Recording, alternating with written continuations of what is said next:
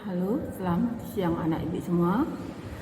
Hari ini kembali kita bertemu untuk melakukan kegiatan pembelajaran. Kegiatan pembelajaran kita untuk hari ini adalah tematik dari tematik 4C.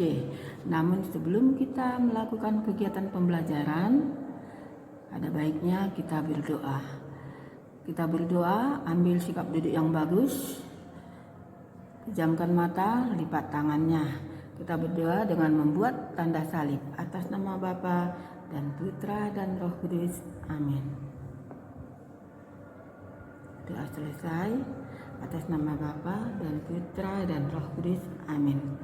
Baik anak ibu, pembelajaran kita hari ini dari tematik 4C. Subtema kedua, pembelajaran keempat, yaitu yang pertama PPKN mengidentifikasi dampak perburuan hewan langka, dan yang kedua bahasa Indonesia membuat pertanyaan wawancara yang baik. Baik anak ibu, coba buka buku tematikmu halaman 59. Nah, pada halaman 59 ada kamu lihat gambar bulatan-bulatan. Ada 3 gambar bulatan. Ini adalah logo Taman Nasional. Gambar bulatan ini adalah logo Taman Nasional ya. Nah, logo Taman Nasional ini yaitu logo Taman Nasional Ujung Kulon, logo Taman Nasional Waikambas, logo Taman Nasional Komodo. Nah, yang Ujung Kulon itu logo Taman Nasional itu badak berkula ya. Yang Waikambas logo Taman Nasional gajah Sumatera, dan yang ketiga logo Taman Nasional Komodo. Nah, jadi manfaat daripada Taman Nasional adalah untuk melestarikan habitat alami berbagai jenis hewan dan tumbuhan di Indonesia, ya. Untuk melestarikan habitat, melestarikan tempat alami hewan dan tumbuhan langka yang ada di Indonesia. Nah, coba kita perhatikan di sini di bawahnya, dengan adanya atau keberadaan Taman Nasional di Indonesia dibuat adalah untuk melindungi hewan dan tumbuhan langka dari perburuan liar. Nah, kalau sudah dilindungi tentu berkuranglah perburuan liar ya, berkurang. Karena dengan adanya perburuan liar ini dapat menyebabkan rusaknya lingkungan, rusaknya keseimbangan ekosistem yang ada di hutan. Kalau sudah rusak ekosistem yang ada di hutan, maka banyak hewan, banyak tumbuhan yang punah. Kenapa? Karena sudah diburu, tempat hidupnya sudah dibalak ya, dirusak tempat hidupnya. Nah, mereka itu tidak peduli dengan tempat tinggal hewan ya. Mereka hanya menginginkan keuntungan dari perburuan yang mereka lakukan. Nah, pemburu berburu di hutan untuk mengambil hewan langka, yaitu tujuannya untuk mengambil tubuh dari hewan tersebut. Tubuh hewan tersebut ada berupa seperti harimau, kulitnya. Kemudian kalau gajah mengambil gadingnya, begitu juga komodo. badak juga. Mereka mengambil tubuh hewan tersebut untuk mereka jual dengan harga yang mahal. Ya. Nah, coba perhatikan dulu dari halaman 60 ya. Nah, gajah Sumatera semakin langka. Nanti ini bisa kamu baca. Ya, kamu baca. Kamu perhatikan, lihat dulu gajah Sumatera ini. Ya, gajah Sumatera sudah semakin sempit tempat hidupnya, sehingga makin berkurang jumlah gajah Sumatera. Kenapa sempit? Karena dengan banyaknya perburuan liar. Itu satu yang menyebabkan berkurangnya gajah Sumatera. Kemudian karena adanya pembalakan hutan. Nah, pembalakan hutan itu dibuat satu mungkin untuk membuat lahan persawahan, kemudian untuk membuat lahan perumahan. Nah, kalau sudah dibalak hutan ini, sehingga gajah itu selalu mencari tempat berlindung, mencari tempat hidup. Jadi mereka semakin jauh ke hutan, dan akibat sudah semakin jauh ke hutan, lama-kelamaan mereka sudah tidak kuat lagi untuk hidup, karena makanan untuk tempat mencarinya di dalam hutan sudah berkurang. Jadi inilah yang menyebabkan populasi gajah semakin berkurang. Ya, ingat, populasi gajah semakin berkurang karena adanya perburuan liar, kemudian karena adanya pembalakan hutan yang dapat mempersempit luas habitat atau luas tempat hidup gajah Sumatera tersebut. Nah, dari gajah Sumatera apa yang mereka ambil?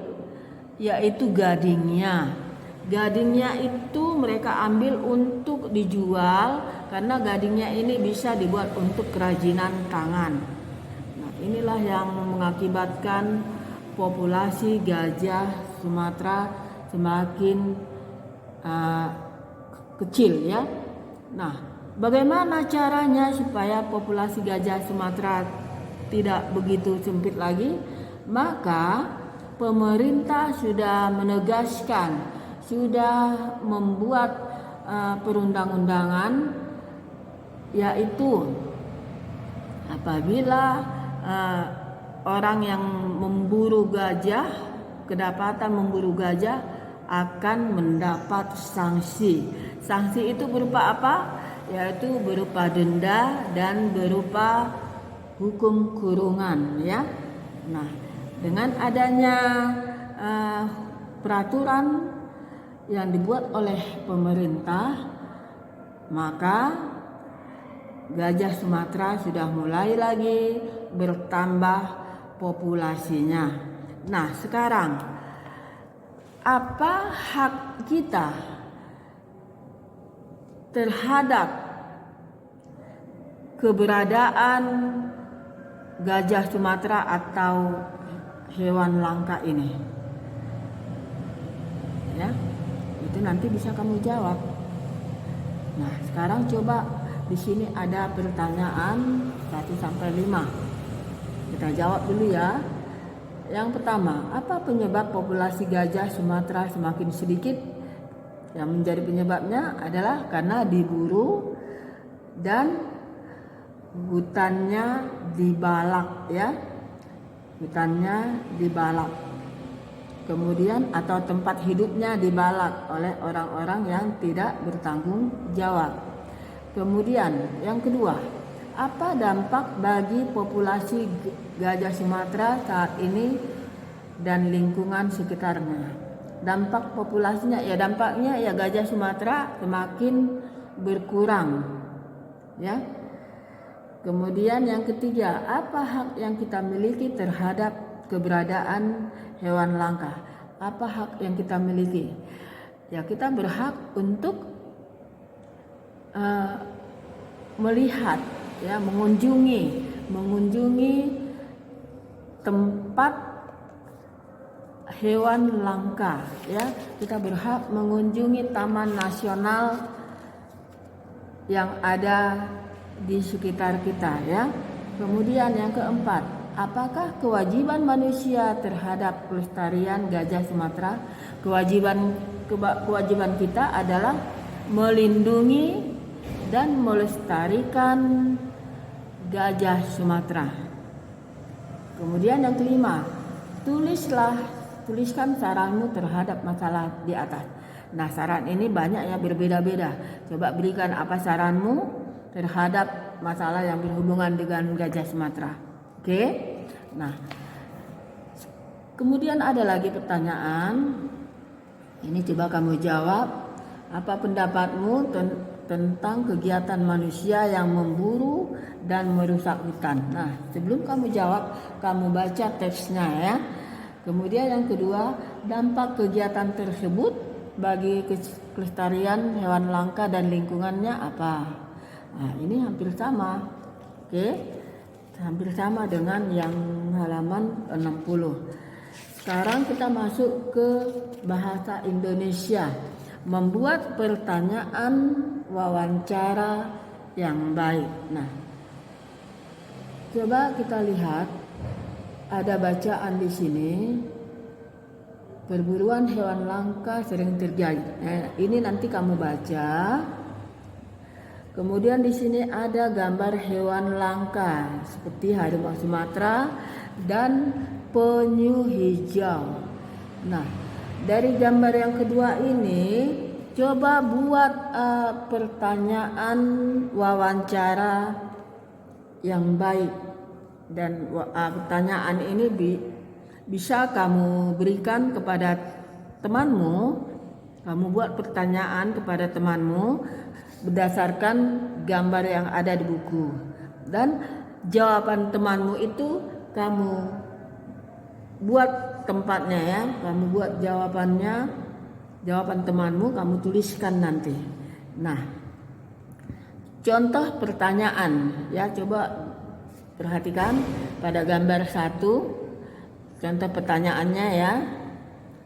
Nah, bagaimanakah ciri-ciri harimau Sumatera?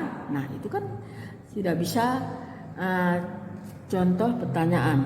Ingat, untuk membuat pertanyaan gunakan kata tanya. Apa, bagaimana, siapa, kapan, di mana, dan bisa kamu buat imbuhan kah, seperti siapakah, bagaimanakah, apakah.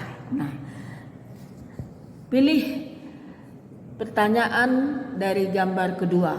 Pilih gambar dari kedua ini, buat pertanyaannya. Ada 5 pertanyaannya. Oke. Kemudian untuk tugasmu, coba perhatikan dari halaman 64. Untuk tugas PPKN, coba kamu kerjakan nomor 1 sampai 3. Tugas PPKN nomor 1 sampai 3. Kemudian tugas bahasa kamu kerjakan nomor 4. Semuanya masing-masing kamu kerjakan di buku latihan PPKN dan di buku latihan bahasa Indonesia.